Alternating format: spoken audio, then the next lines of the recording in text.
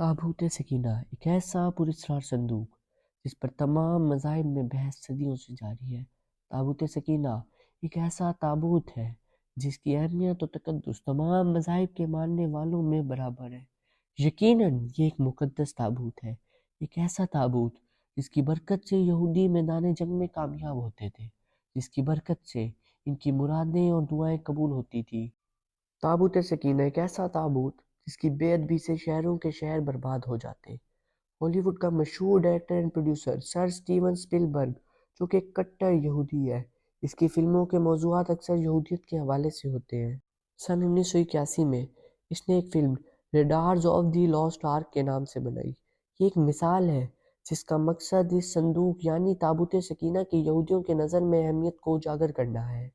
सिर्फ यही फिल्म नहीं बल्कि हज़ारों फिल्में और डॉक्यूमेंट्रीज इस ताबूत सकीना पर बनाई जा चुकी हैं, जिनमें इसकी अहमियत और इसकी तलाश के हवाले से कोशिशें दिखाई गई हैं।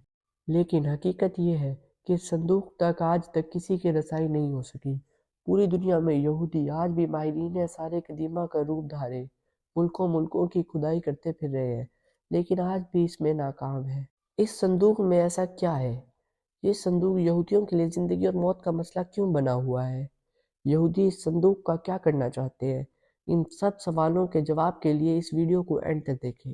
हेलो एंड अस्सलाम वालेकुम, welcome back to history with सेडेज। आज की इस वीडियो में हम बात करेंगे ताबूत सकीना के बारे में। तो बिना कोई टाइम वेस्ट किए करते हैं आज की वीडियो को start. So let's start the video शुरू करने से पहले अगर आप इस चैनल पर नए हैं तो चैनल को सब्सक्राइब करें, लाइक करें और वीडियो को दोस्तों तक शेयर करना मत भूलिएगा। सबसे पहले कुरान पाक में देखते हैं कि इस संदूक की क्या अहमियत थी और इसमें क्या था। हमारे लिए कुरान पाक से बढ़कर कोई हवाला नहीं। कुरान की सूरत का तर्जुमा है, और इनसे इनके पैगंबर ने कहा, उसकी बादशाही की अलामत ये है कि वो संदूक तुम्हारे पास आएगा जिसमें तुम्हारे रब की तरफ से तुम्हारे सुकून और इत्मीनान का सामान है, जिसमें आले मूसा और हारून की छोड़ी हुई चीज़ें हैं जिसे फरिश्ते उठाए हुए होंगे। अगर तुम ईमान वाले हो तो यकीनन इसमें तुम्हारे लिए बड़ी निशानी है। इस आयत मुबारका में अल्फाज ताबूत का मतलब संदूक है, सकीना का मतलब ऐसा सामान जिससे दिल को सुकून और राहत मिले, यानी इस संदूक में ऐसा सामान था जिसकी बरकत से दिलों को मजबूती और तस्कीन मिलती है। तफासीर के मुताबिक ये संदूक सबसे पहले हज़रत आदम अलैहिस्सलाम पर जन्नत में उतारा गया था। ये शमशाद नामी लकड़ी से बना हुआ था। इस मुकद्दस और मुतबरिक संदूक में हज़रत आदम अलैहिस्सलाम अपना ज़रूरी सामान रखा करते थे। ये संदूक नस्ल दर नस्ल चलता हुआ हज़रत याकूब अलैहिस्सलाम तक पहुंचा। हज़रत याकूब अलैहिस्सलाम का दूसरा नाम इसराइल था। इनकी औलाद बनी इसराइल यानी कि औलादे इसराइल कहलाती थी। हज़रत याकूब अलैहिस्सलाम के एक बेटे का नाम यहूद था, जिनकी नस्ल को हम यहूदियों के नाम से पुकारते हैं। ये संदूक बनी इसराइल के पैगंबरों के पास आ गया। यहूदियों के पहले रसूल हज़रत मूसा अलैहिस्सलाम थे। ये संदूक इनके ज़ेरे इस्तेमाल रहा। इसमें आप अलैहिस्सलाम अपना असा मुबारक और आप पर नाजिल होने वाली तौरात की लौहें रखा करते थे, यानी इस संदूक में अंबिया के मौजज़ात की अशिया महफूज होती थी। ये संदूक कौम के सरदारों की तहवील में चला गया। ये मौजज़ात अल्लाह की तरफ से इनके अंबिया पर उतारे गए थे, चनाचे इनकी बरकत से संदूक को ख़ास फजीलत हासिल थी। बनी इसराइल के लोग जो कि इस संदूक का बेहद एहतराम करते थे, इसकी वजह ये थी कि इस संदूक की बरकत से इनको बहुत ज़्यादा फ़वाइद हासिल होते थे। कभी कोई आसमानी आफत आती तो ये इस संदूक के सामने बैठकर दुआ करते तो आफत हैरत अंगेज तौर पर फ़ौरन टल जाती। कभी जलजला, सैलाब, खौफनाक आंधी और तूफान आता तो ये ताबूत सकीना के वसीले से दुआ करके इससे निजात पा लिया करते थे।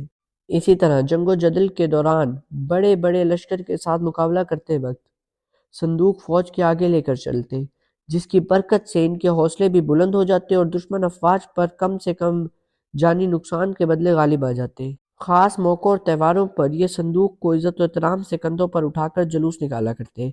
इस मुक़द्दस संदूक की हिफाजत के लिए फ़ौज का एक ख़ुसूसी मुहाफ़िज़ दस्ता भी तैनात होता था।